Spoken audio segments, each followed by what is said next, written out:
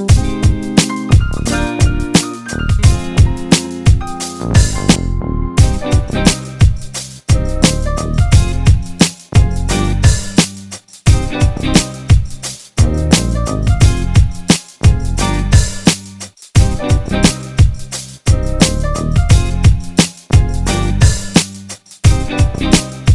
can't do nothing with you.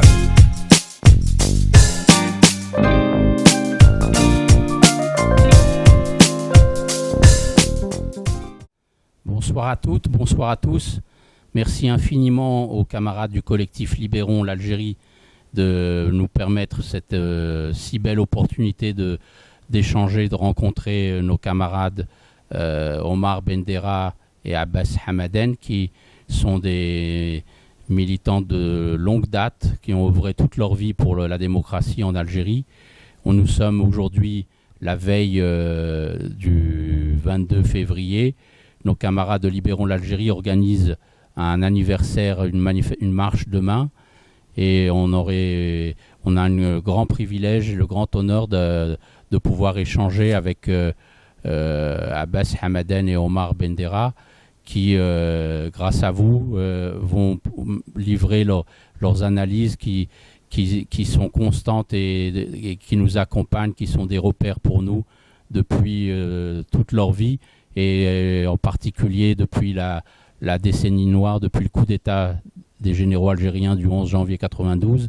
Nous avons des camarades qui ont été courageux, exemplaires dans l'analyse et le décryptage en direct de cette sale guerre, et qui aujourd'hui, avec la donne mondiale très compliquée, on souhaite du coup que notre camarade Abbas Hamaden nous situe un tableau des lieux, pose le cadre de cette conversation que d'avance on souhaite la plus fructueuse et stimulante. Merci. Salam Azoul, bonsoir. Tout d'abord, donc, je remercie les camarades de Libérons, le collectif Libérons. Je les remercie pour cette invitation. Dans quelques heures, nous allons célébrer le 6e anniversaire du Hirak. Et cette célébration va avoir lieu dans un contexte international très particulier et très mouvementé. Depuis quelques années, on assiste à des bouleversements géopolitiques qui touchent la région dans laquelle on s'inscrit, c'est-à-dire l'Afrique du Nord, Moyen-Orient. Et ces recompositions-là ne laissent aucun Algérien indifférent. Des inquiétudes, des questionnements qui s'imposent et se posent à nous. Et l'arrivée de Trump n'est pas faite pour arranger les choses avec ses méthodes brutales. Il ouvre ainsi une ère nouvelle dans les relations internationales. C'est quelqu'un, comme tout le monde a pu le constater, qui piétine le droit international, qui ne respecte aucune éthique, aucune morale. Et donc on a vu ces sorties un peu sidérantes concernant Gaza. Il veut en faire de Gaza une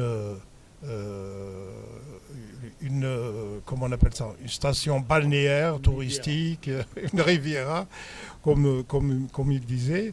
Et puis, en fait, il y a une autre thématique qui revient dans ces sorties, c'est la thématique des terres rares.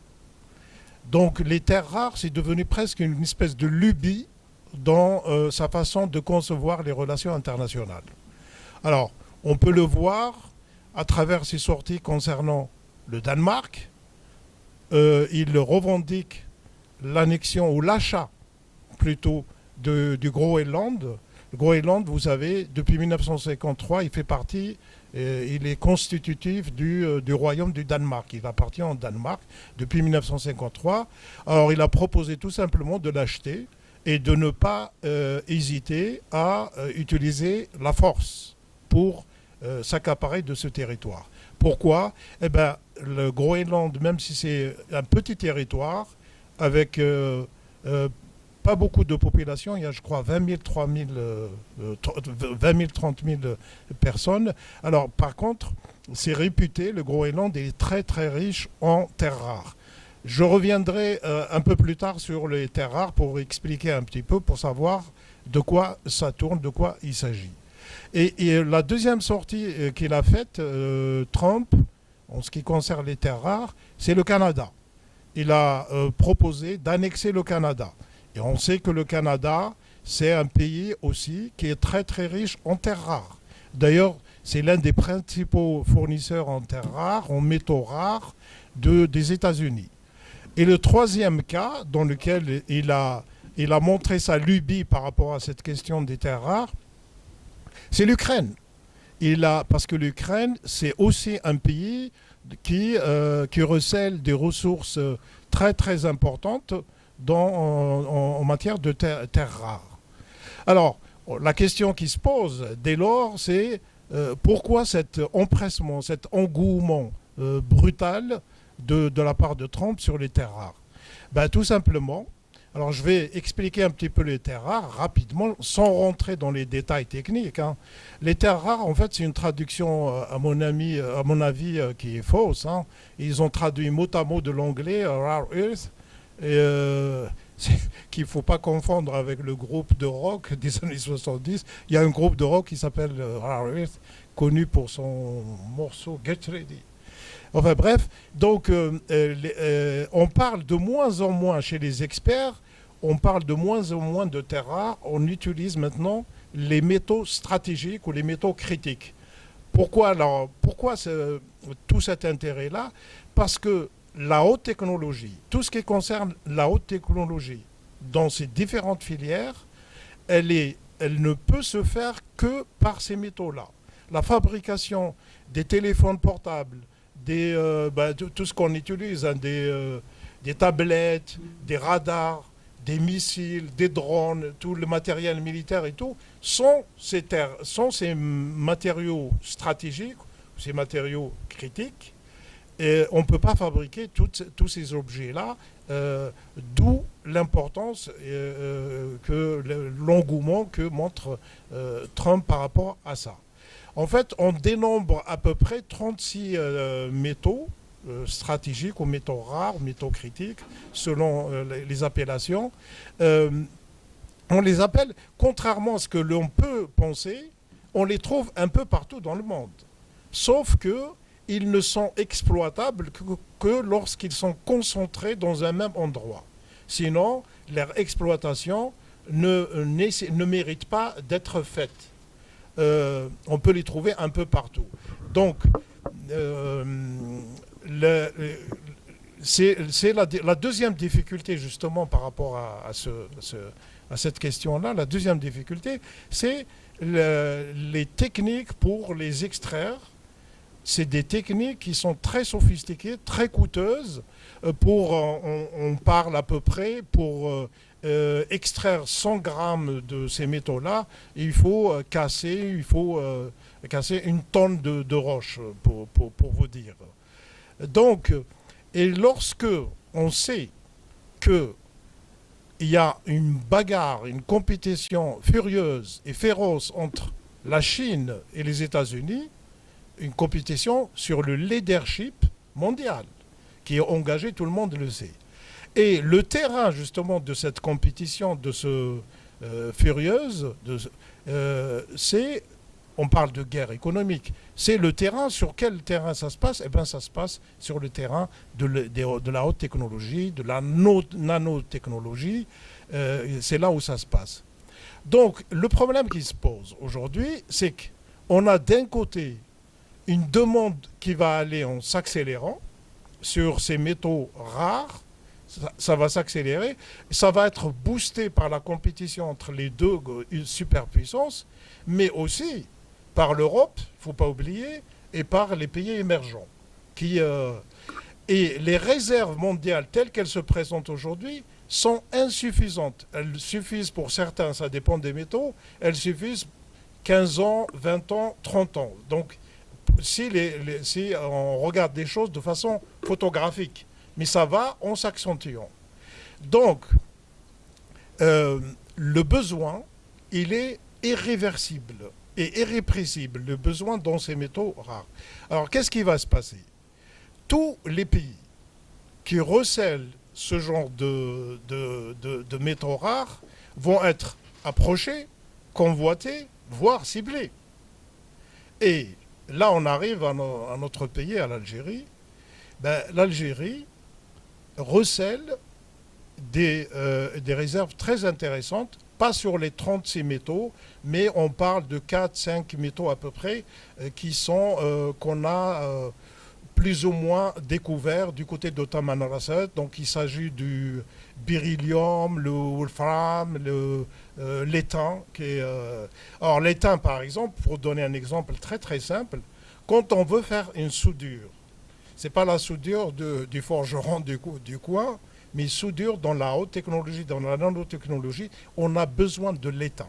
Et aujourd'hui, les experts parlent que la réserve actuelle, la réserve mondiale, peut couvrir les besoins sur les 17 années qui vont venir. Donc, alors, l'Algérie recèle, pour le moment, il n'y a pas d'exploitation. Quand il y a eu la visite de Macron en Algérie, dans la déclaration commune, c'est pas par hasard si vous la relisez, qu'on va trouver un chapitre dans lequel il parlait de la nécessité d'un partenariat sur les terres rares, etc. Et c'est pas un hasard. Voilà. Donc, ce qui rend un peu ce qui nous amène à poser la question de risque par rapport à notre pays, c'est le fait que notre pays recèle ce genre de métaux, et de l'autre côté, c'est la fragilité dans laquelle se trouve notre pays. Alors la fragilité, je ne vais pas m'étaler trop longtemps sur cette question, elle est de deux ordres. Il y a une fragilité interne sur le plan économique. Alors sur le plan économique, la situation n'est pas très enthousiaste, très optimiste. On a toujours la structure économique, Omar pourra en parler beaucoup mieux que moi, la structure économique repose à 90% des exportations sur les hydrocarbures. On a un taux de chômage des jeunes qui avoisine ou dépasse les 30%. On a le phénomène des haragas. On a une dépendance alimentaire. Par exemple, la production nationale en céréales couvre à peine 30%. Donc 70%, il faut aller les importer ailleurs. On peut ajouter par rapport toujours au risque économique, c'est le marché parallèle du dinar qui a un impact très très négatif sur l'économie nationale. Sur le plan social, on assiste à une paupérisation de la société, une paupérisation rampante, au point où certains disent que les classes moyennes disparaissent, quoi. L'appauvrissement, il gagne y compris les classes moyennes. Alors on ajoute les pénuries de tout ordre. Les pénuries, des fois, moi je me dis c'est pas possible, c'est organisé. Donc des pénuries qui touchent les produits de première nécessité. L'huile, on a l'impression que le citoyen algérien passe son temps à courir derrière un bidon d'huile ou 1 kilo de sucre. Qu'est-ce qu'on peut ajouter d'autre? Sur le plan politique, vous connaissez la situation. Donc il y a un verrouillage total, jamais vécu depuis l'indépendance carrément. Même à l'époque c'est presque un retour à l'époque du parti unique, à l'époque de Boumedienne. Donc il y a un verrouillage politique, médiatique. Donc il n'y a pas de vie politique, il n'y a pas de vie culturelle.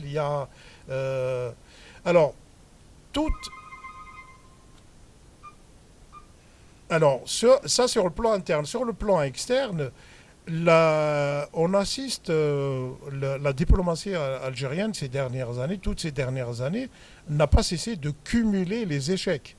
Le plus retentissant, c'est son refus d'adhésion aux BRICS.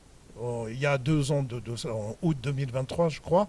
Donc c'est la plus retentissante, mais il n'y a pas que ça.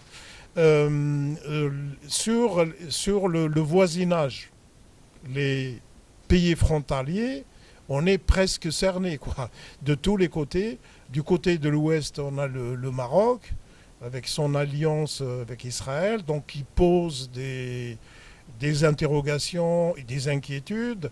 Du côté du sud, on a le Mali, le Niger, enfin les pays du Sahel, et puis on a la Libye.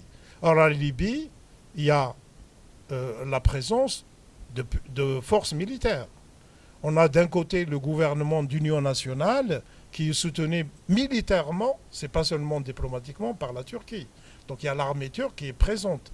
Et de l'autre côté, on a le demi-fou, la maréchal Haftar, qui lui est soutenu par les Émirats militairement et par l'Égypte.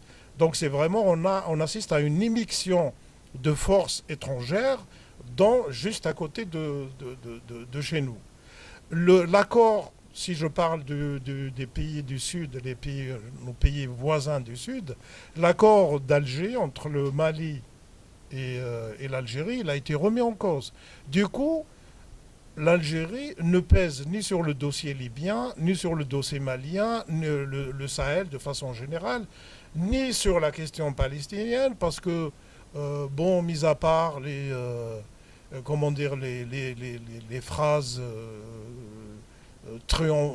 qui versent plus dans le triomphalisme béat, l'Algérie on n'a pas l'impression qu'elle est partie prenante ou qu'elle peut peser sur cette question, contrairement à d'autres pays appartenant à la Ligue arabe. Voilà. Donc, en guise d'introduction, je voulais introduire un peu le sujet pour poser les choses. Donc, je laisse la parole à mon camarade Omar. Merci beaucoup Abbas, merci à tous ceux qui nous écoutent. Ta présentation, elle est lapidaire et synthétique et un peu désespérante, mais c'est le reflet de la réalité.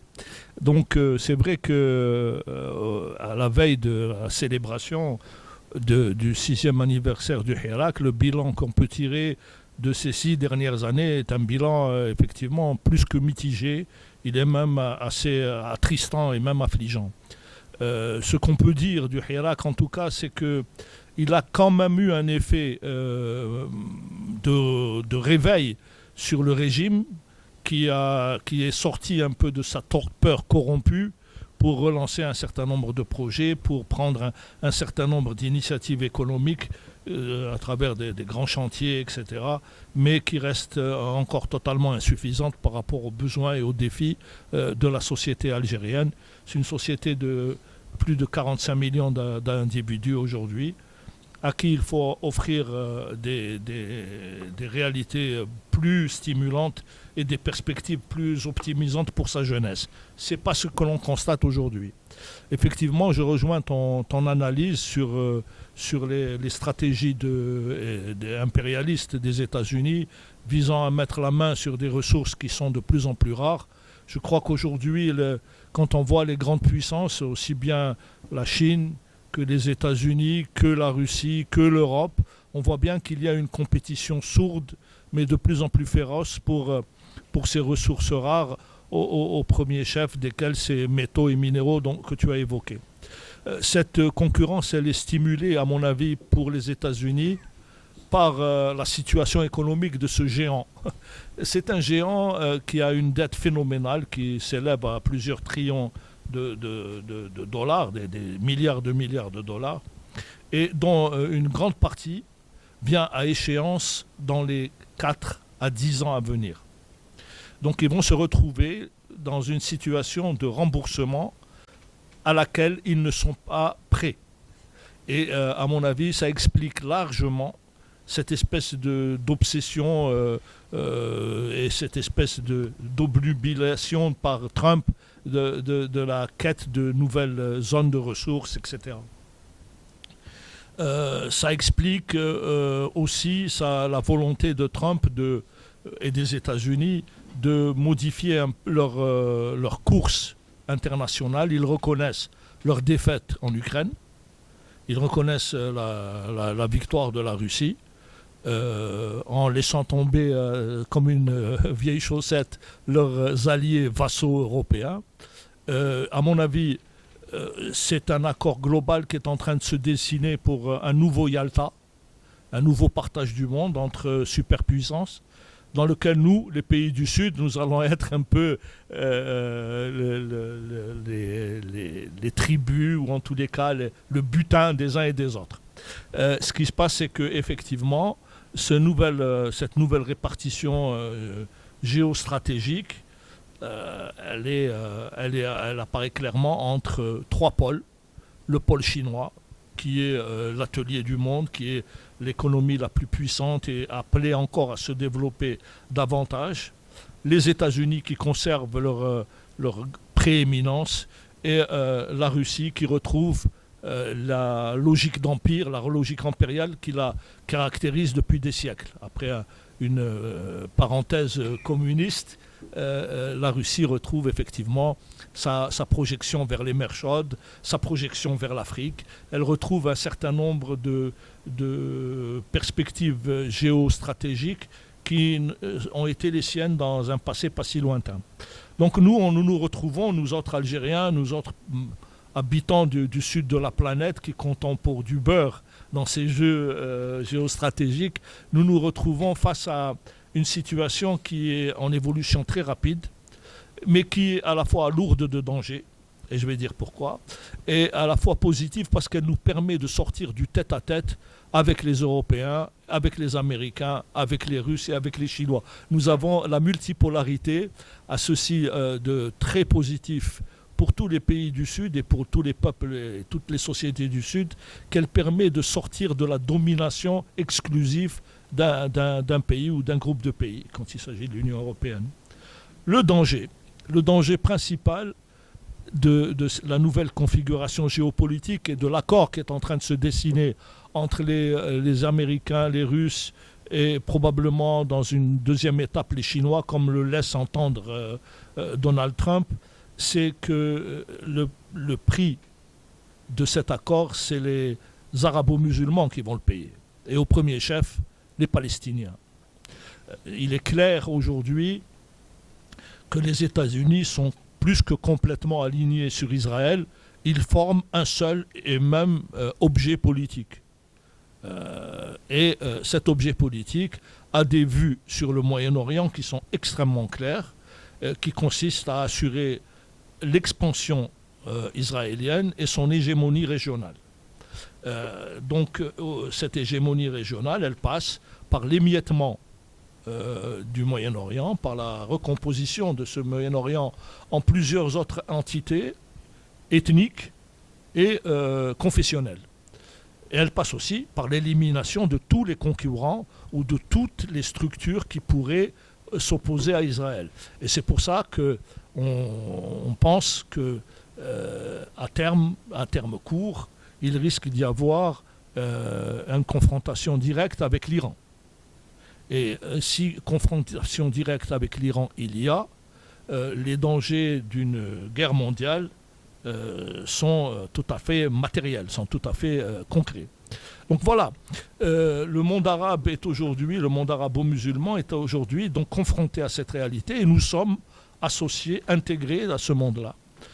Nous participons de la même région, Moyen-Orient, Afrique du Nord, et nous partageons avec ces pays-là un certain nombre de caractéristiques. Nous avons vu aussi, et je rejoins un peu ce que dit Abbas sur l'Algérie en tant que cible pour ses ressources, pour sa situation, nous avons vu aussi que depuis un certain nombre d'années, la résistance à l'impérialisme a été systématiquement détruite.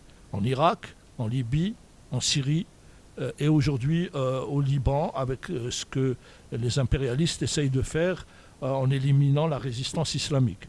Donc il y a un vrai danger géostratégique pour le monde arabo-musulman qui est confronté à sa disparition en tant qu'entité politique homogène, cohérente.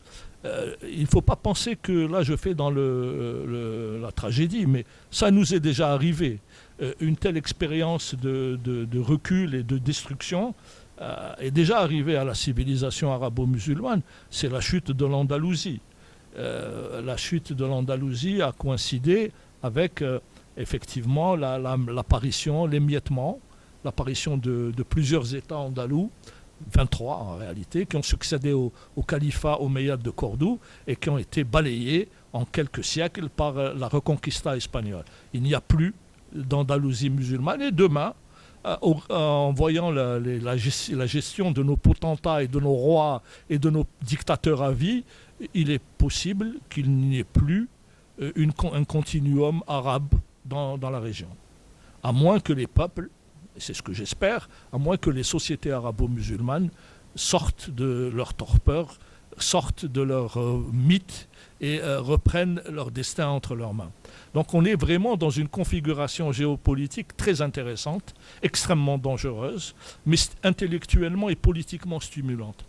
Moi je crois qu'en ce qui concerne l'Algérie, je pense que la société algérienne a parfaitement compris ces enjeux-là. Quand je discute avec des gens, des jeunes, des moins jeunes, des étudiants et pas des étudiants, je sens bien qu'ils sont tous au même niveau d'analyse que Abbas et moi, quoi. Il n'y a pas de grande différence. Il y a peut-être des sensibilités différentes, mais il n'y a pas de grande différence. Ce qui est vraiment inquiétant, c'est le régime lui-même. Ce régime nous démontre tous les jours son incompétence et sa sclérose. Comme le disait Abbas tout à l'heure, on se croirait revenu à l'ère de Boumediene. Oui, mais à l'ère de Boumediene, le régime était dans sa phase ascendante. Il comptait en son sein des cadres et des officiers qui étaient issus de la guerre de libération nationale, qui avaient le sens de l'État, qui avaient aussi la volonté de défendre le peuple et de prendre en charge les dimensions sociales du 1er novembre, de l'appel du 1er novembre 1954. Aujourd'hui, nous avons le même système, mais sans ces cadres-là, sans ces hommes.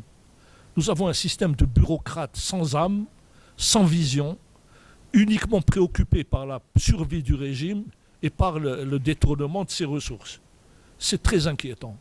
Ces gens n'ont pas compris que le monde est en train de changer, que le monde a changé et que les libertés publiques, le respect des citoyens n'est pas un luxe, n'est pas un cadeau qu'on leur fait, c'est un dû à la société, c'est un dû à l'histoire et c'est une nécessité pour nous préserver des visées extérieures et des menaces effectivement qui pèsent sur l'Algérie. Voilà ce que je voulais dire en complément de l'introduction de Abbas. J'espère que je n'ai pas été trop long, Yakir. Voilà. Ça va aller. En fait, effectivement, le tableau que j'avais dressé peut apparaître un peu comme sombre, comme noir, comme pessimiste.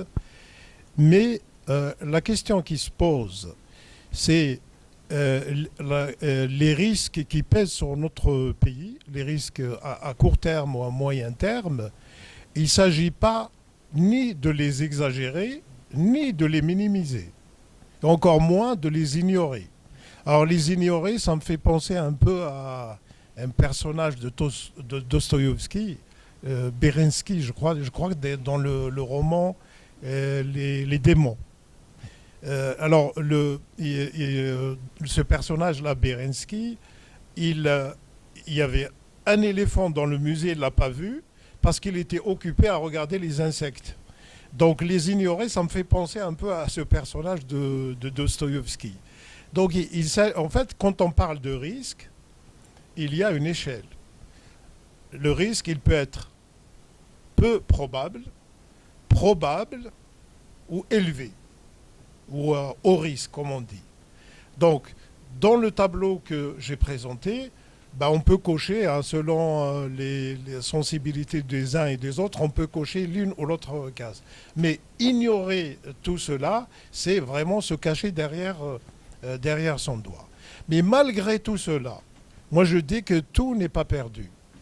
Pourquoi tout n'est pas perdu? Si on regarde l'histoire récente, on va voir rapidement que les régimes qui ont fait l'objet de déstabilisation, de manœuvres de déstabilisation, ce sont les régimes affaiblis parce qu'il n'y a pas la confiance des populations dans les institutions qui sont censées les représenter. Il y a une espèce de césure politique entre les systèmes politiques en place et les peuples de ces...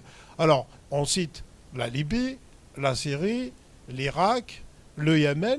Qu'est-ce qu'ils ont en point commun? Eh bien, il y a une césure, il y a un manque de confiance des peuples dans leurs institutions. Et pour moi, quand on parle des institutions d'un pays, on va parler du Parlement, du Sénat, l'institution militaire et tout, mais pour moi, l'institution la plus importante, qui n'existe pas dans les textes, qui n'existe pas matériellement, c'est la confiance. C'est l'institution la plus importante dans tout pays. Quand cette institution est absente, on ouvre la porte à toutes les catastrophes, à tous les risques. C'est pour ça que je dis, s'il y a un espoir en Algérie aujourd'hui, je lui donne un nom, c'est Hirak. C'est l'espoir de notre pays.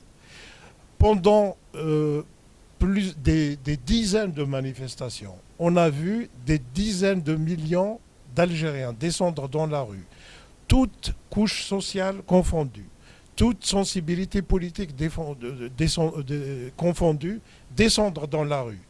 Dans un civisme exemplaire, on a l'Algérien qui avait, pendant l'époque de Bouteflika, les dernières années, qui avait honte, parce qu'on était devenu la risée du monde, à retrouver toute cette fierté-là de dire Algériens, regardez ce qui se passe dans notre pays, regardez ce niveau de maturité politique et civique que montre le peuple algérien. Donc, ce qui reste aujourd'hui, c'est que ce pouvoir-là retrouve la raison pour engager le pays dans la voie démocratique, dans une transition, une véritable transition démocratique, mais chez Tatumsrer, dans une véritable donc indépendante du pouvoir. Enfin, ça, c'est des choses, c'est un problème, c'est un sujet qui demande à lui-même un débat, une conférence sur la question de transition. J'ai eu déjà le plaisir d'animer des conférences sur ce sujet principalement. Mais tout n'est pas perdu, à condition que le régime, ses représentants, reviennent à la raison pour engager le pays avec, bien sûr, la société civile et tous les acteurs. C'est quelque chose qui est faisable. Cette condition-là, si elle est remplie, si on a une vie politique dans laquelle la population, le peuple algérien retrouve confiance dans des institutions légitimes, une vie politique, une vie culturelle, les gens, avant d'approcher l'Algérie, quand ils voient cette union, ils réfléchiront avant de... Mais par contre, si on reste tel que, c'est-à-dire dans la situation actuelle, et les risques, pour moi, sont très élevés, et je ne le dis pas de gaieté de cœur. Merci beaucoup, Abbas. Et je me tourne vers Omar. On a tellement partagé avec notre camarade et si regretté François Gèze son mot dans ce livre qui n'a pas été démenti à ma connaissance. C'était de dire que l'espoir du Hirak, il était au point que c'était quelque chose de magnifique, d'inédit dans l'histoire de l'humanité qu'un peuple descende aussi civiquement et pacifiquement à plusieurs dizaines de millions pendant combien de semaines consécutives chaque vendredi. Et c'était inédit dans l'histoire de l'humanité ce qu'a fait le peuple algérien. C'est pour ça que je rends aussi hommage à la constance de nos camarades du collectif Libérons l'Algérie, chaque dimanche de continuer le flambeau, l'espérance qu'a constitué le temps fort dans l'histoire de post-indépendance de l'Algérie, du temps fort qu'a été le Hirak. Omar, si tu peux prolonger aussi sur les perspectives depuis le Hirak et nous dire aussi ce qui, j'ai entendu à plusieurs reprises dans tes écrits et tes prises de parole, sur ce qui est constitutif dans l'ADN de l'Algérien, du peuple algérien, la défense de ce sacro principe, l'autodétermination des peuples. Les Algériens ont payé un tel tribut pour gagner leur indépendance si chèrement acquise. que la solidarité avec la Palestine et le Sahara occidental fait partie de l'ADN du peuple algérien. Comment doit se manifester cette solidarité et sur quelle duplicité le régime algérien il faut déjouer pour que le peuple et la libération inachevée du peuple algérien trouvent sa consécration. C'est un vaste sujet. Ce qu'on peut dire, c'est qu'effectivement, on l'a écrit, on l'a dit à plusieurs reprises, je ne suis pas le seul, nous sommes nombreux, à avoir dit qu'effectivement, les principes du 1er novembre 1954 sont constitutifs de la personnalité, de l'identité algérienne.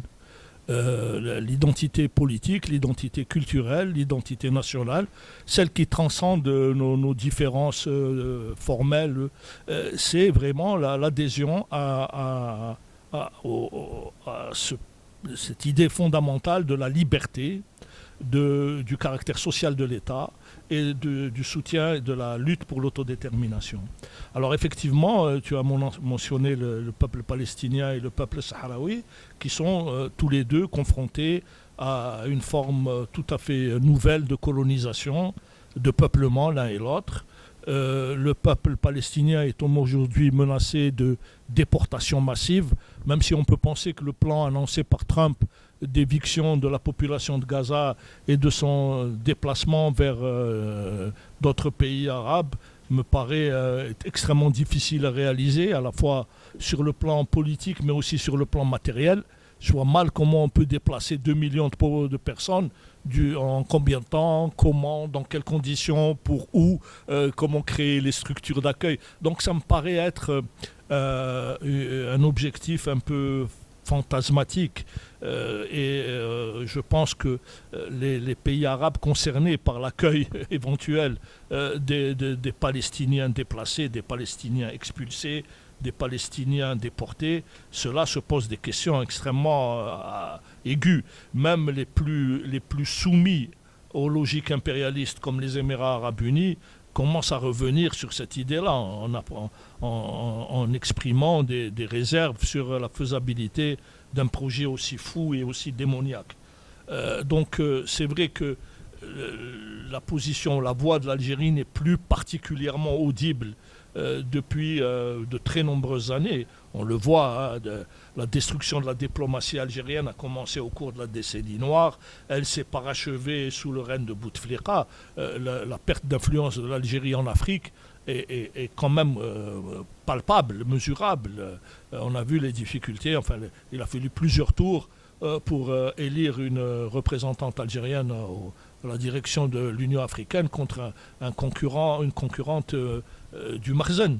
C'est une demi-victoire, ou en tous les cas une victoire en demi-teinte. Il y a une perte d'influence certaine.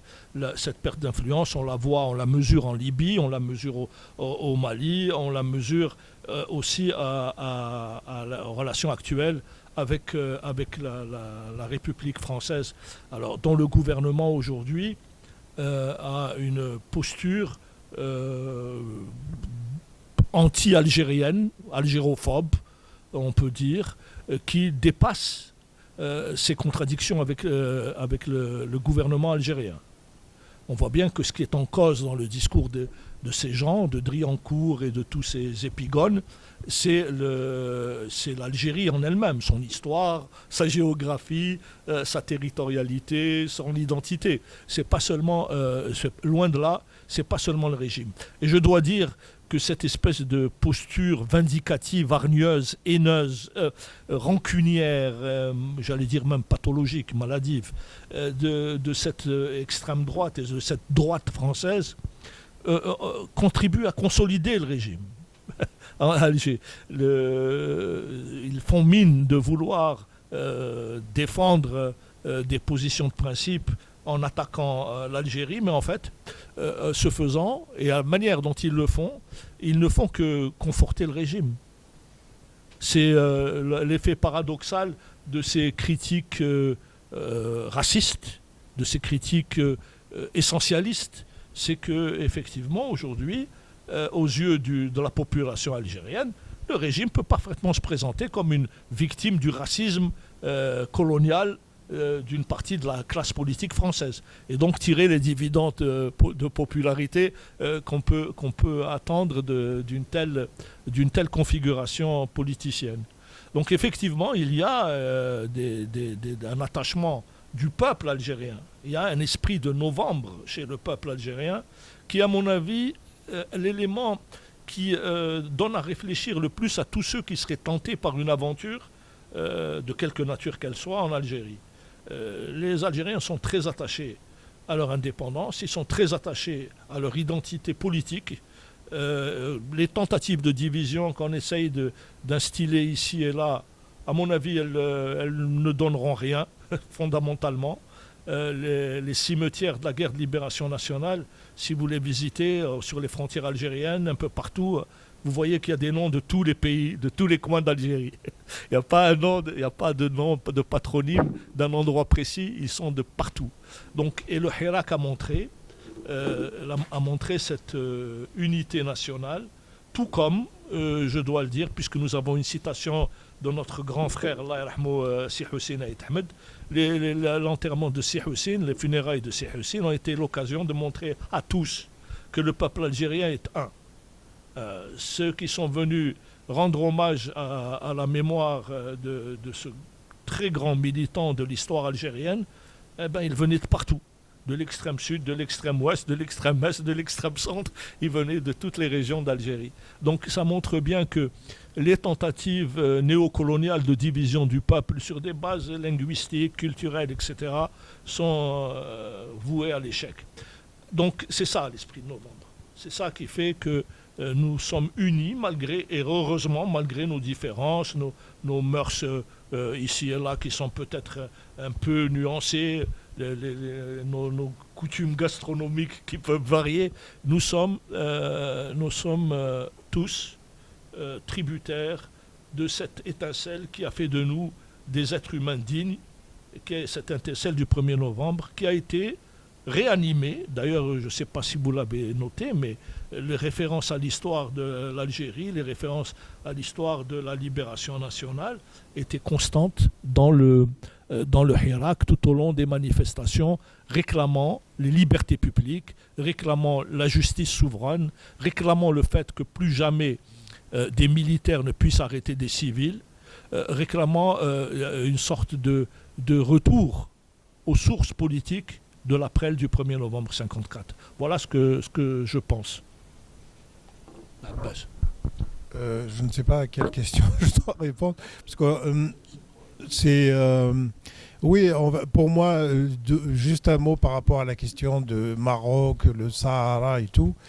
Pour moi, cette question ne trouvera sa solution que dans le cadre d'une Afrique du Nord démocratique. Moi, je suis très attaché au principe de l'étoile nord-africaine, 1926. D'ailleurs, ils étaient très très en avance par rapport à leur temps. Ils revendiquaient déjà à l'époque l'Assemblée constituante, pour dire. Donc pour moi, cette solution ne peut trouver de solution en faveur des peuples que dans le cadre d'une Afrique du Nord, d'un Maghreb, appelons-le comme on veut, démocratique. Voilà. Pour le reste, pour revenir sur la question palestinienne, moi j'ai, c'est une question dramatique, c'est une tragédie humaine sans nom, et puis la lâcheté de tous les pouvoirs, qui soient les pouvoirs qui essayent d'instrumentaliser cette question, ou que ce soit les États européens. Je ne parle pas des peuples européens, parce qu'on les a vus descendre dans la rue pour soutenir la cause palestinienne par millions dans tous les pays occidentaux. Donc il faut faire distinguer entre les États et les peuples. Donc une forme de lâcheté, et aujourd'hui on peut le dire, c'est un vrai génocide. On assiste. Il n'y a aucune hésitation pour qualifier ce qui se passe en Palestine de génocide et de nettoyage ethnique. Voilà. Pour revenir au Hirak, effectivement, le Hirak a démontré, pour moi, c'était, comment dire, je passais à titre personnel de surprise agréable en surprise agréable. De voir des décennies de matraquage par le pouvoir, à diviser les Algériens, les monter les uns contre les autres, à effacer l'histoire, à imposer une historiographie qui élimine les véritables dirigeants de la révolution algérienne. De tout cela, le peuple descendait dans la rue. Effectivement, on a assisté à une réhabilitation de la vraie histoire et une volonté, un désir, mais immense, de renouer avec les principes, les valeurs du mouvement national et de la guerre de libération. Donc on a vu brandir dans les rues les portraits de Ben Ramdan, qui est complètement banni de l'historiographie officielle, aux côtés de Ben Mehdi, aux côtés. Donc il y a vraiment, on s'est dit, waouh, 40 ans, 50 ans de propagande, de matraquage et tout cela, on a fait de sorte que les Algériens ne se parlent pas, ne se connaissent pas, qu'ils s'apprécient à travers ce que leur présente le pouvoir.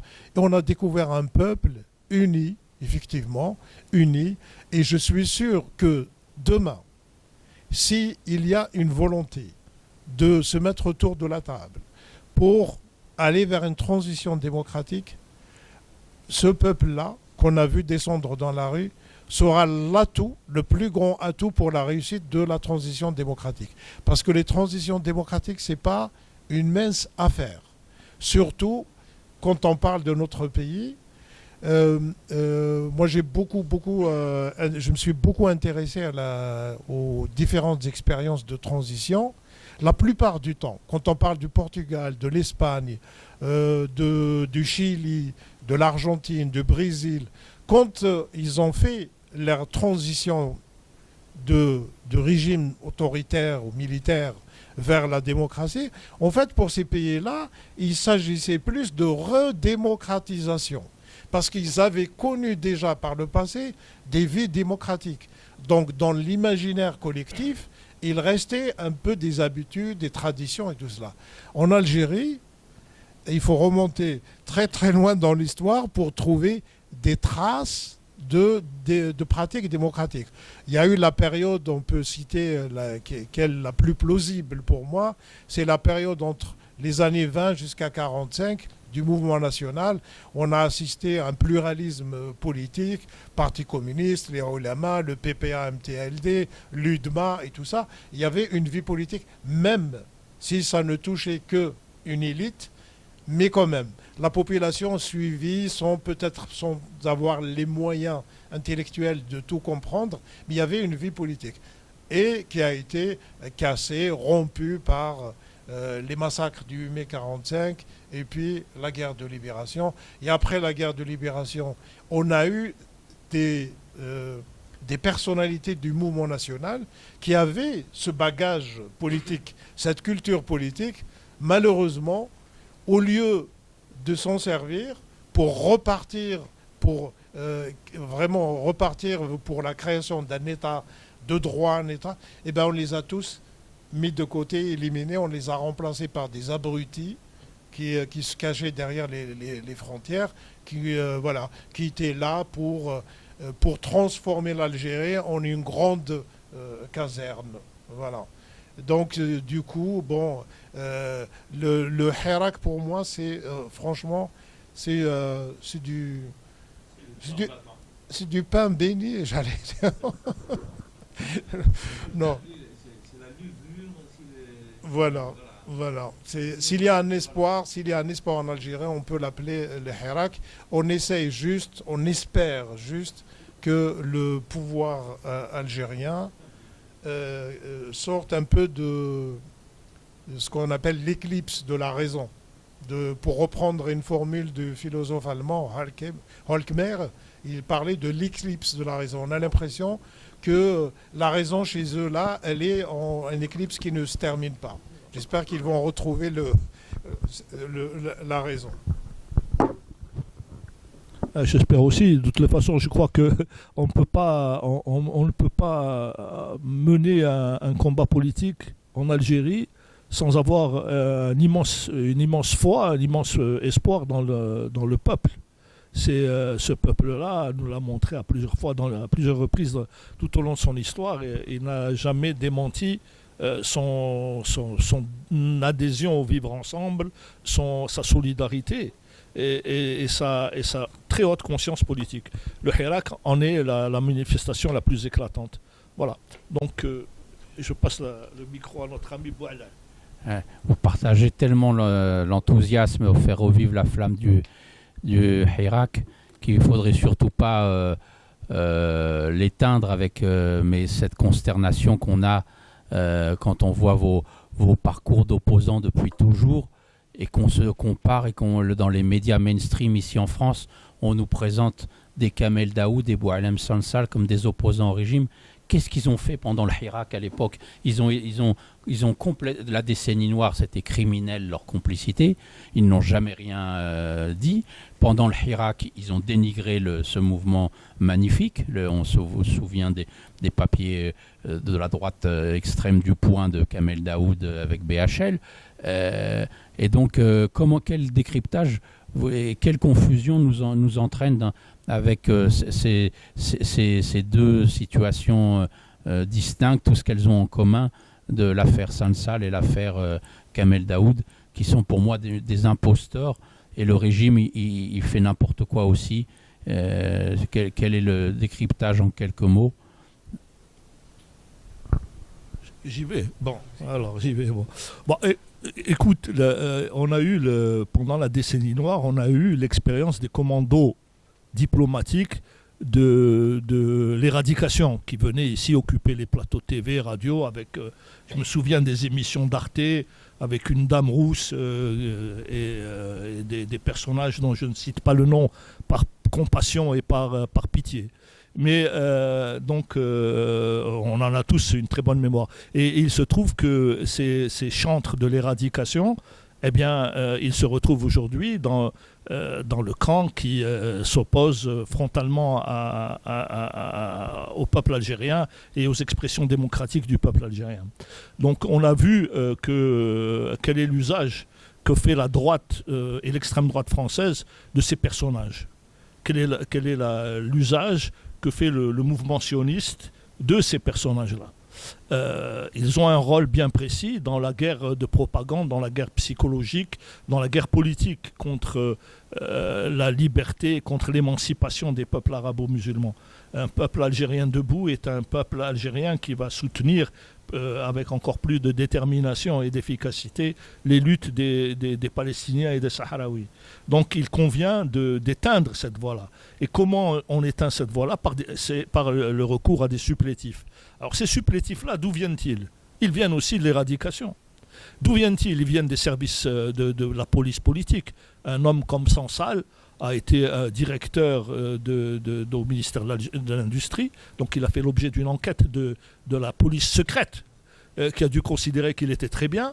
Il a été ensuite promu directeur général, donc la même police secrète a fait une autre enquête et a considéré qu'il était tout à fait fiable, et on voit très bien ce que deviennent les officiers de police secrète une fois qu'ils quittent le pays. Il y en a qui vont au Marzen, il y en a qui vont à l'Académie Goncourt, etc. Donc on voit bien que nous sommes face à une instrumentalisation de ces pseudo-opposants. Et évidemment, le régime, dans sa grande intelligence, dans sa lucidité extraordinaire, plutôt que de créer un débat et s'opposer par des textes, par des paroles, en convoquant des intellectuels, des journalistes, des hommes de culture pour s'opposer à des stupidités reprises ici par la presse d'extrême droite sioniste, ils en font des symboles de la liberté d'expression. Sansal, symbole de la liberté d'expression. Ça, c'est un diplôme qui lui a été remis par le régime. Pourquoi on arrête des gens pour leur écrit ? Pourquoi arrête-t-on des gens pour ce qu'ils peuvent dire ce qu'ils veulent ? Tout le monde a le droit de s'exprimer et de dire n'importe quoi, y compris le pire des bêtises, les pires des sottises, des âneries. La liberté d'expression est un droit sacré.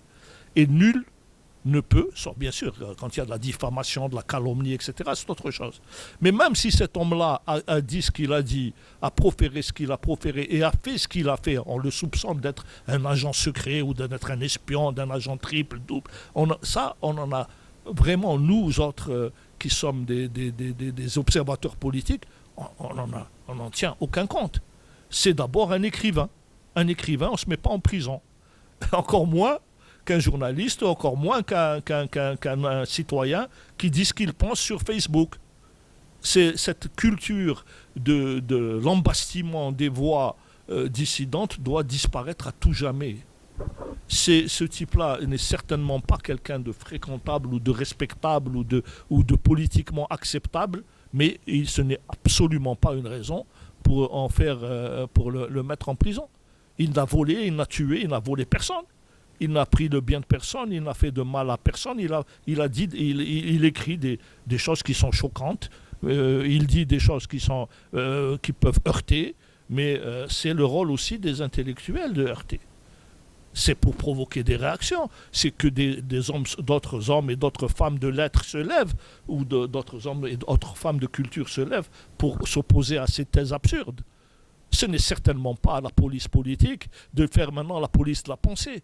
Ils sont incapables de regarder ce qu'ils produisent comme écrit dans leur presse, dans leur télévision, etc. C'est pathétique, c'est lamentable, c'est illisible.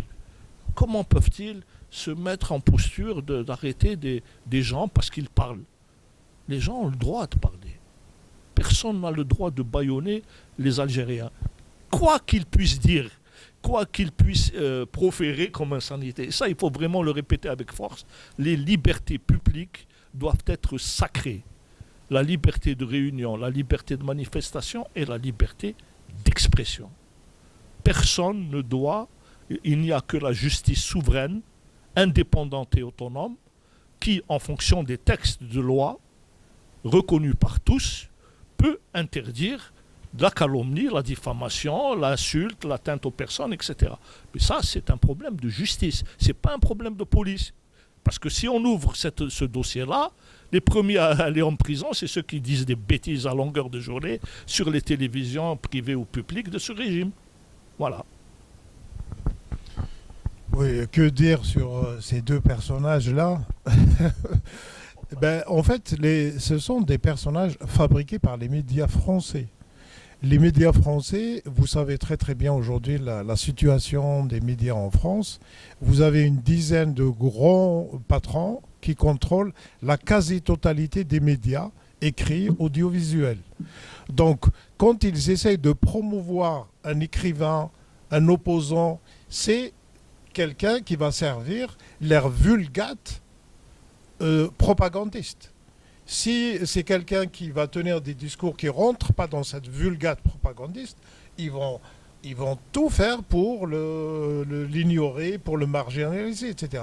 Le choix de ces deux personnages-là correspond exactement. C'est l'archétype de genre de personnage chez nous, on a le pouvoir qui choisit son opposition, et ici, les médias choisissent les personnages à promouvoir. C'est pareil.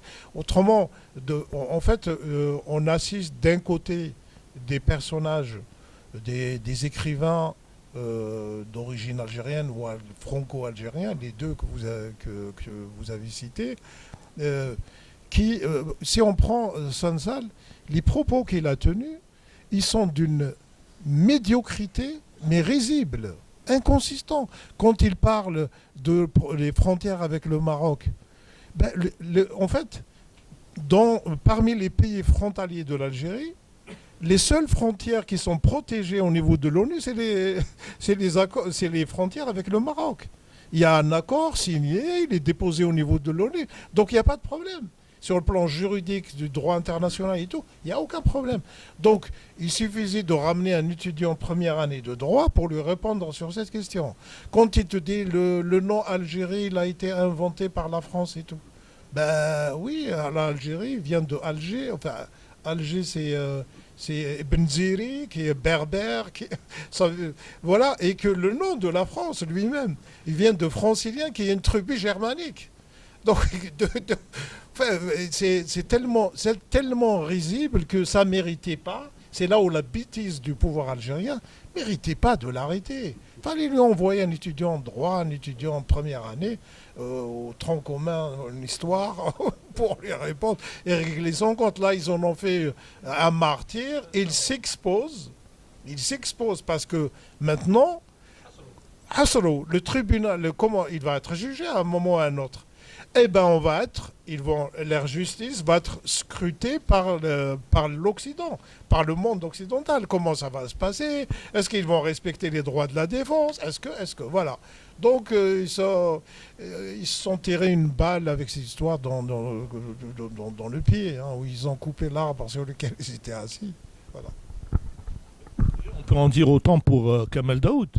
Kamel Daoud a été surpris en flagrant délit de mensonge. Souvenez-vous des viols de Cologne.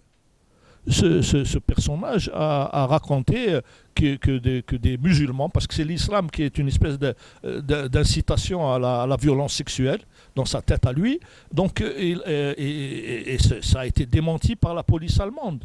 Et effectivement, les médias des oligarques français, parce on parle souvent d'oligarques russes, avec insistance, mais les oligarques français, on n'en parle jamais. Et ce sont ces médias qui sont au service de cette propagande raciste qui a déferlé sur la France depuis une vingtaine d'années avec une force décuplée depuis l'intronisation de Sarkozy. On voit bien que ce sont ces médias qui mettent en avant ces figures d'arabes anti-arabes, de musulmans anti-musulmans, pour essayer de diaboliser toute une part de la population, la contraindre au silence et la désigner à la vindicte du reste du corps social pour cacher les fractures économiques et sociales qui s'accentuent en France. On voit bien qu'il y a une précarisation, un élargissement de la pauvreté. En France, il y a des cas de scorbut. Il y a le retour de la tuberculose. Et il y a en même temps, parallèlement, une concentration de richesses sans précédent entre les mains de gens qui sont de plus en plus riches et de plus en plus resserrés dans une élite prédatrice. On le voit. Donc, comme toujours, comme ils l'ont fait dans les années 30, quand ils désignaient les juifs à la vindicte populaire, eh bien aujourd'hui, ils désignent les musulmans et les arabes à la vindicte populaire pour essayer de masquer leur emprise économique, financière, sociale sur l'État. C'est ça la raison. Et ces personnages comme Sansal, comme Kamel Daoud, comme d'autres, sont là pour nourrir, cultiver, entretenir cette détestation des arabo-musulmans. En fait, les musulmans d'aujourd'hui sont les juifs d'hier. Et il y a un livre qui est magnifique de Michel Tournier, c'est sur la question du sacrifice. Quand il a étudié en fait la notion du sacrifice à travers l'histoire de l'humanité, à chaque fois qu'une société est confrontée à des problèmes de tout ordre, épidémie, séisme, aujourd'hui problème de chômage, de pauvreté et tout ça, chaque fois qu'il y a une société qui est confrontée, elle est obligée de s'inventer, de trouver un mouton à sacrifier. Donc ça peut être à un certain moment, au Moyen-Âge en Europe, c'était les sorcières, voilà. Et après en Afrique noire, ça va être les albinos. Dans d'autres pays, ça va être les femmes, les noirs, les juifs, les musulmans et tout. Donc pour masquer, pour cacher les difficultés des systèmes, à affronter, à régler les problèmes, on va dire c'est la faute à tel et on sacrifie le mouton sacrificiel. Donc le mouton sacrificiel aujourd'hui en France, on a l'impression que c'est tout ce qui est musulman ou prétendu même si on n'est pas pratiquant et tout ça, voilà, on est assimilé, même si on est athée, comme ça, on est assimilé, on est musulman. S'intéresse plutôt en fait aux solutions, parce qu'ils veulent des solutions concrètes pour l'Algérie de demain, parce qu'on ne peut pas parler en fait de l'Algérie d'aujourd'hui. Elle est tellement donc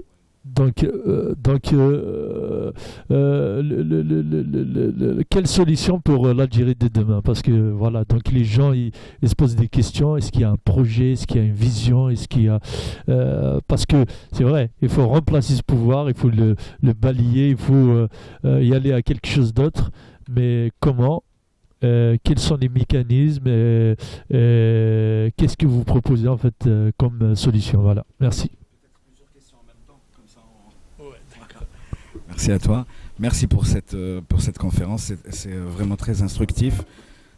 Je sais que chez nous, dans le pays, à l'intérieur, les jeunes, ils ont vraiment soif de savoir, d'analyse, de comprendre le fond des choses, de décortiquer les manipulations de ce régime.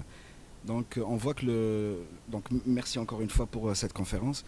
Donc le régime algérien, il est dans une politique, enfin tout du moins dans cette petite phase de survie pour lui, il est dans une politique du tout répressif. On voit donc c'est des arrestations, des intimidations, y compris des familles des détenus, des intimidations de journalistes, d'avocats, des poursuites judiciaires. Le 87 bis, une justice totalement instrumentalisée. On voit, en fait, on a un peu peur pour notre pays parce qu'on voit ce régime, on dirait qu'il a perdu le sens de la logique. On voit une succession d'erreurs, que ce soit à l'intérieur du pays, au niveau politique, économique ou social, et à l'extérieur, au niveau diplomatique, c'est des échecs successifs. Et on a l'impression aussi qu'il n'y a plus de centre de décision à l'intérieur du pays. On dirait que la décision, elle est dispatchée sur plusieurs centres de décision. Il y a une décision qui est prise le matin, le soir, elle n'est pas appliquée, ou alors c'est exactement l'inverse qui est... Donc, alors la question c'est ça, c'est pour finir avec, comme a dit mon ami Edir, c'est quoi la solution en fait? Est-ce que le régime réellement, il a les ressources pour... sa composante humaine, sa junte militaire, ses généraux, est-ce que vraiment ils ont la capacité de s'asseoir autour d'une table et de discuter vraiment d'une transition? Est-ce qu'ils sont aptes à le faire? Voilà, merci. La transition, moi, j'ignore dans quelles conditions elle pourrait avoir lieu. Je ne sais pas, je n'ai pas les qualifications requises pour pouvoir émettre un jugement. Mais ce que je peux dire, c'est que, en fait, pour changer de contexte et de situation, pour sortir de cette impasse dans laquelle on se débat depuis maintenant plusieurs dizaines d'années, il y a des méthodes qui sont relativement simples. Il suffit de lever les lois d'exception. Il suffit d'abroger toutes ces lois liberticides, cet article 87. Il suffit de remettre en avant les principes fondateurs de la révolution algérienne et redonner à la justice son rôle souverain. Il faut que l'armée n'ait plus la prérogative d'arrêter des civils. Donc il n'y a pas à mon avis, de choses extrêmement complexes à mettre en œuvre. Ça ne requiert pas une science politique particulièrement sophistiquée pour sortir de ce blocage. Alors là-dedans, comment matériellement en sortir? Est-ce qu'on va appeler la population à l'insurrection? Certainement pas. Moi je pense que le peuple, la société algérienne a beaucoup souffert de la violence.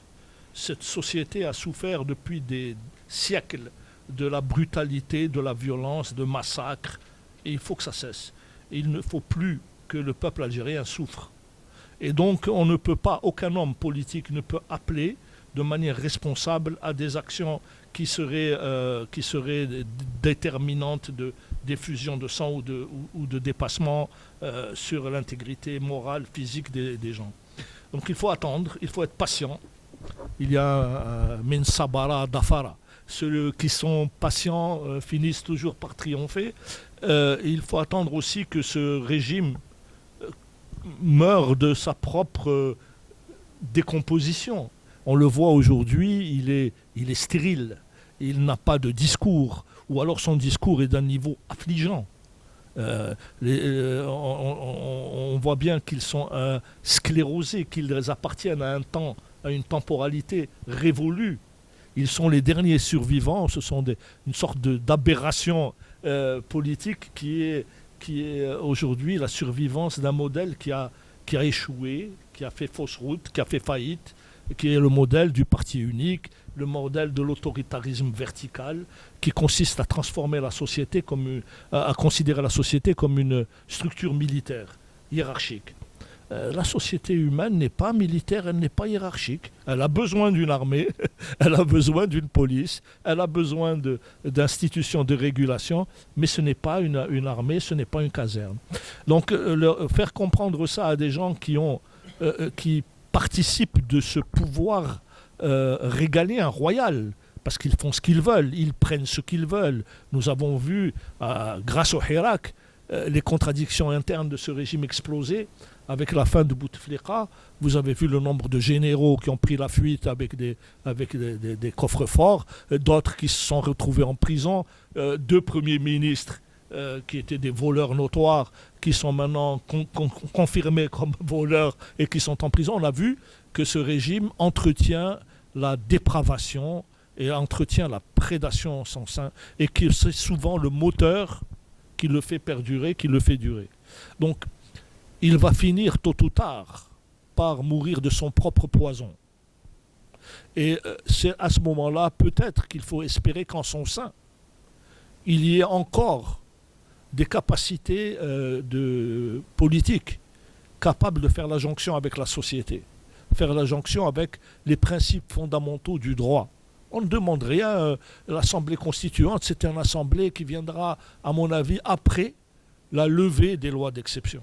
Levons les lois d'exception, laissons les gens s'exprimer. Moi, je suis persuadé que les Algériens seront libérés les détenus. Oui, bien sûr, c'est fondamental. C'est même avant la levée des lois d'exception. Donc, moi, je suis persuadé que les Algériens, les Algériennes sauront, avec calme, avec modération, avec intelligence, avec comment le Hirak l'a montré, sauront prendre à leur compte ce changement sans violence, sans rancune, sans vengeance, sans bain de sang, sans cri, j'allais dire sans hurlement, de manière paisible et responsable. Voilà. Oui, en fait, pour parler des solutions, moi je pense que le pouvoir, le système politique en Algérie, il reposait depuis 1962 sur 2 leviers. Il utilisait 2 leviers qui ont très très bien fonctionné pendant trop longtemps. Le premier levier, c'est de se constituer une base sociale, à coup bien sûr de corruption et tout ça. Cette base sociale était structurée autour du FLN et par la suite autour du RND. On est passé à un certain moment, j'avais écrit un article dans le Temps, j'ai dit on est passé du parti unique au multipartisme unique. Donc avant, ils avaient le FLN, après ils se sont créés le RND, etc., etc. Donc il y avait cette base sociale qui était vraiment le pouvoir, pouvait mobiliser des manifestations conséquentes pour soutenir Chadli, pour soutenir ceci, on les a vus. C'était conséquent. On a vu depuis le Hirak, ils sont incapables d'organiser la moindre manifestation. Et ce n'est pas faute d'avoir essayé, parce que ça, c'est un point qu'on a tendance à oublier. Donc la base sociale du pouvoir, du système, elle est asséchée. Même y compris au niveau de leur cadre.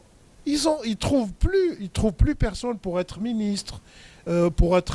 Ils ont perdu au niveau des ressources humaines. C'est pour ça qu'on voit des sorties, mais tu te dis, mais c'est pas possible, je me pince, c'est pas possible. Le gars là, de la communication, le ministre, qui dit qu'il y a 9000 journalistes qui complotent contre l'Algérie. Un niveau de médiocrité, tu te dis, mais c'est des gens à envoyer en psychiatrie. Tu te dis, mais il relève de la psychiatrie, quelqu'un qui sort un truc comme ça, parce qu'il ne trouve plus personne. Donc ça, c'est un point. Un levier qui était vraiment quelque chose de puissant, utilisé par le pouvoir de façon efficace depuis l'indépendance. Le deuxième levier, c'est la propagande. La propagande ne prend plus. Quand on compare les dahdouh de ces dernières années avec les machinations, les montages qui ont été faits sur l'affaire Capsigli au début des années 80 ou la fin des années 79, ça avait de l'impact au niveau de l'opinion. Donc aujourd'hui, la propagande ne prend plus sur tous les plans. Donc voilà les deux leviers qui ont fait la force du pouvoir, qui aujourd'hui sont complètement désamorcés, notamment par le Hirak. Quant aux solutions, appeler la population à l'insurrection, non. On n'a pas ni la légitimité, ni le mandat pour ça, ni la volonté, parce que le peuple algérien a trop souffert. Il y a trop. C'est la décennie noire, la guerre de libération, les émeutes en Kabylie en 2001, ce qu'on appelle le printemps noir, etc., etc. Donc il y a eu trop d'effusion de sang pour aller dans ce sens-là. Ce serait faire de l'aventure. Mais le pouvoir, il est en train de s'éteindre. Et à un moment, on va arriver vers, comme tous les autres pays, on n'est pas seul au monde, on prend le Portugal, l'Espagne, le Brésil, le Chili, l'Afrique du Sud. Tous ces pays-là vivaient dans des régimes autoritaires, militaires ou civils. Ils étaient, pour aller vers la démocratie, ils ont organisé des transitions. Les transitions pour l'Algérie, pour moi, il ne s'agit pas de dire, allez, hop, comme certains le demandent, on va aller vers des élections présidentielles. Ah bon? C'est de l'aventure, c'est la roulette russe. Et si demain, il y a un crypto-dictateur au nom de la religion, au nom de la langue, au nom de je ne sais pas quoi, prend le pouvoir et bis repetita. Non, il faut vraiment, c'est quelque chose qui s'organise. Donc il faut mettre en place des mécanismes de transition, petit à petit, et pour moi la transition, elle doit durer au moins 2-3 ans. Donc rétablir, bien sûr, créer les conditions, libérer les détenus, libérer les médias, ouvrir les médias, réhabiliter les partis politiques, pas tels qu'ils ont existé, peu importe, donc ouvrir le champ politique et donner le temps et après, pour se prémunir de toute tentative ou de tout risque de passer d'une dictature à une autre. Moi, j'avais parlé de mettre en place durant la transition d'un texte qui aura valeur juridique supraconstitutionnelle. C'est-à-dire, on va énumérer un certain nombre de principes, le pluralisme, la non-utilisation de la violence pour se maintenir, les libertés démocratiques. Donc ces principes-là, demain, quand il y aura des élections d'une assemblée constituante, ces principes-là, ils sont intouchables. C'est pour ça que je parle de supraconstitutionnalité. Ils sont supérieurs à la Constitution. Enfin, c'est une proposition. Il y a d'autres propositions qui ont été avancées par des universitaires algériens, par des associations, par des partis politiques et tout. Donc il suffit de discuter de ces différentes approches et tout ça. Les solutions, elles existent.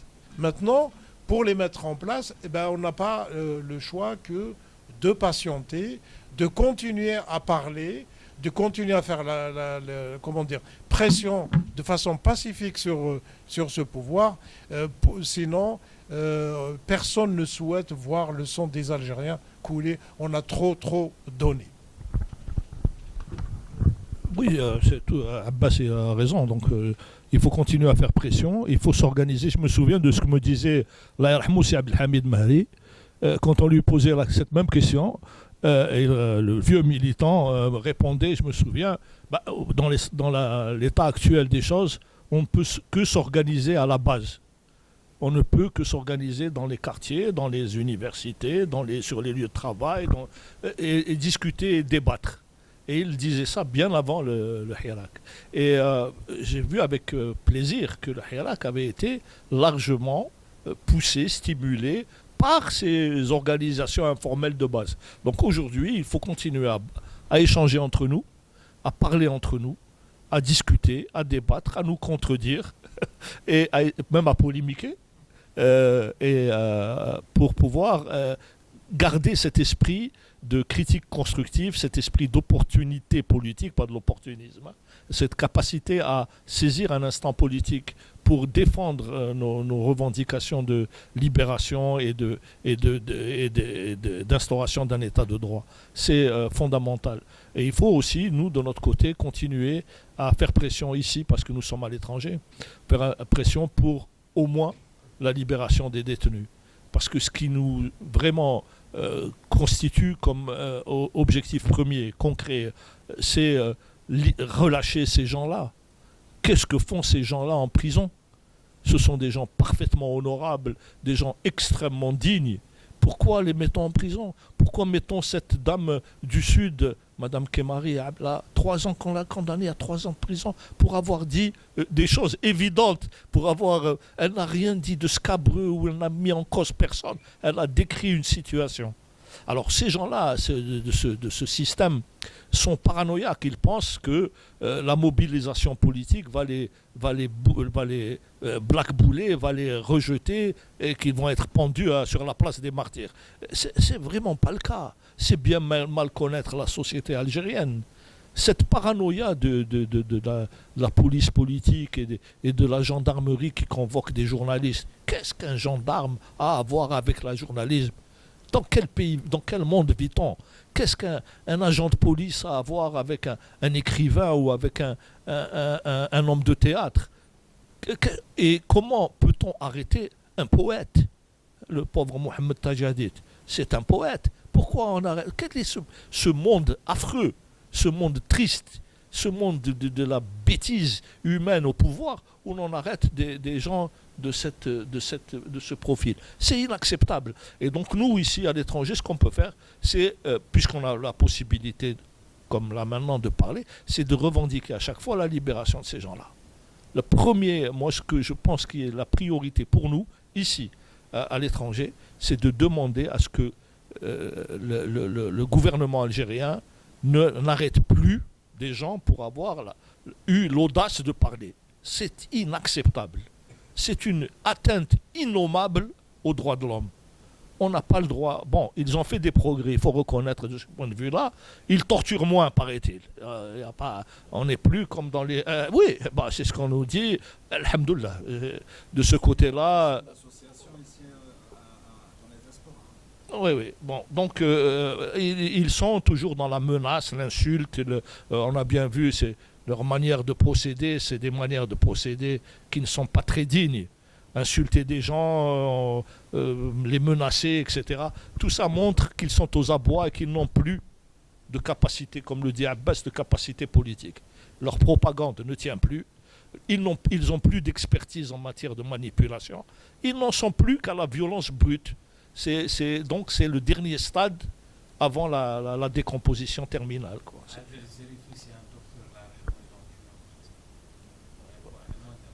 Oui, non, mais ce n'est plus la torture systématique. Oui, non, bien sûr. Ce n'est plus celle qu'on a connue dans les années 90 où donc il n'y a plus de disparition forcée. C'est déjà on voit qu'il y a quand même une certaine sensibilité aux pressions externes. Donc il faut utiliser cette sensibilité aux pressions externes pour exiger la libération de tous. Voilà. Je voudrais revenir sur la perception du système, du pouvoir, de la question de la sécurité nationale. C'est une question fondamentale. Comment il la présente? Il la présente juste sous sa forme militaire. C'est-à-dire, On achète des armes, les derniers trucs d'armes. Or, les menaces qui peuvent peser sur un pays, des fois, on n'a même pas besoin d'utiliser tout cela. Il y a quelque chose qui s'appelle les cyberattaques. On t'attaque, on va tout détruire, complètement tout, paralyser tout un pays par une attaque. Pas besoin de. Donc, qu'est-ce que peuvent faire une attaque de ce genre? Qu'est-ce que peuvent faire les roses, Donc, il y a les risques, en fait. L'autre risque, par exemple, c'est la dépendance alimentaire. Demain, on te coupe les vivres. Tu fais quoi? Donc, ils ont une perception militaro-militaire de la protection du peuple algérien et du territoire algérien. On peut parler des risques sanitaires. Demain, il y a une épidémie. Est-ce qu'on a... Voilà. Donc ça, c'est quelque chose...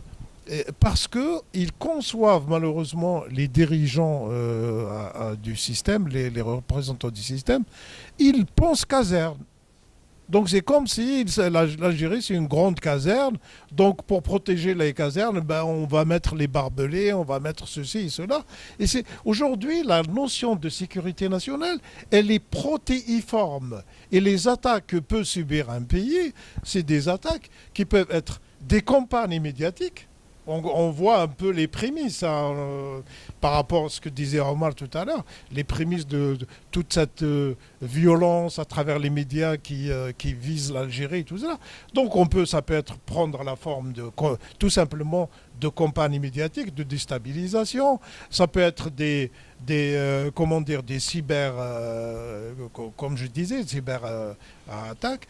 Ça peut prendre plusieurs formes. Et malheureusement, ce pouvoir-là, ils n'ont pas cette capacité intellectuelle de comprendre les choses. Et ça fait peur. Ça fait vraiment peur. Ils sont en train de regarder le monde. Tu as l'impression qu'ils sont dans un autre siècle. Non, Abbas a totalement raison. Non, le problème, c'est qu'effectivement, on a vu les prémices de cette offensive médiatique en France, orchestrée par l'extrême droite au départ, mais qui a trouvé ses relais, y compris dans des partis plus institutionnels. Et ça, effectivement, ça participe de la déstabilisation d'un pays. Ce qui est vraiment, ce sur quoi il faut attirer l'attention, c'est que cette déstabilisation, et le régime se trompe quand il la prend pour son compte, cette déstabilisation, elle concerne la nation tout entière.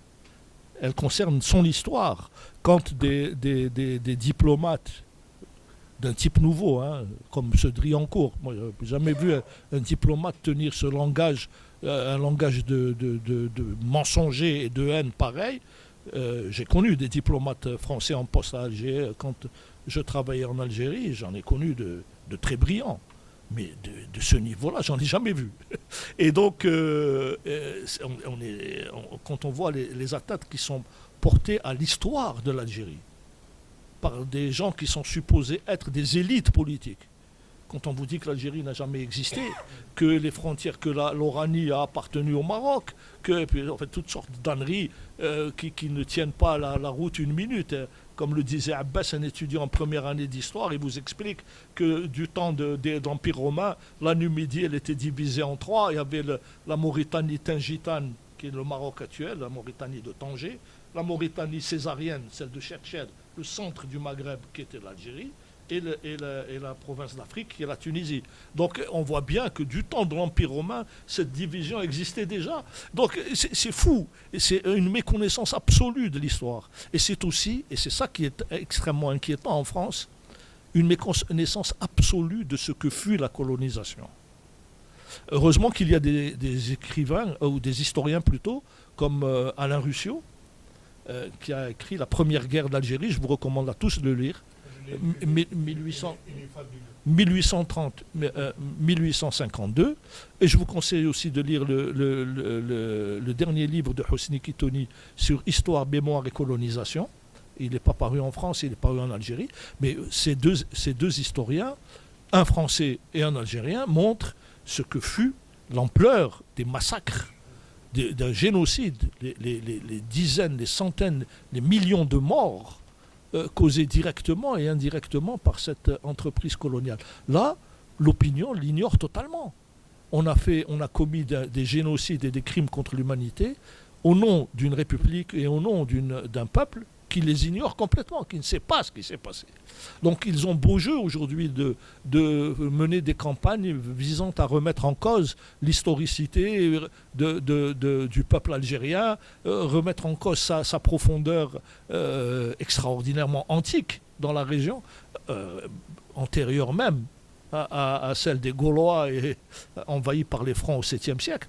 Donc on voit bien qu'il y a une utilisation qui peut être élargie, qui peut être systématisée et qui peut être effectivement très attentatoire aux intérêts du peuple et de la nation algérienne.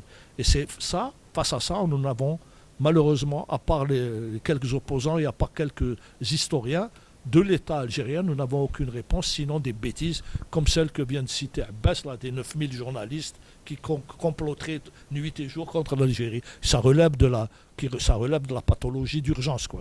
Et le bonhomme, il faut le mettre sous calmant ou un truc comme ça. C'est pas possible. Je vais rajouter juste un mot. Heureusement que c'est les 5% avec les 2% plus légitimes avec l'Égypte. Voilà. Merci infiniment aux camarades du collectif Libérons l'Algérie de nous avoir permis cette rencontre qui me paraît tellement riche et intéressante. La générosité d'Abbas et d'Omar qui ont leurs convictions intactes et qui partagent leurs forces de conviction, leurs analyses rigoureuses et qui nous invitent à garder la flamme de l'espoir, de l'enthousiasme et finir sur la citation de Mahmoud Darwish, cet immense poète palestinien. L'espoir ne mord jamais. Quelle leçon il nous donne pour la suite du Hirak et le sort du peuple palestinien.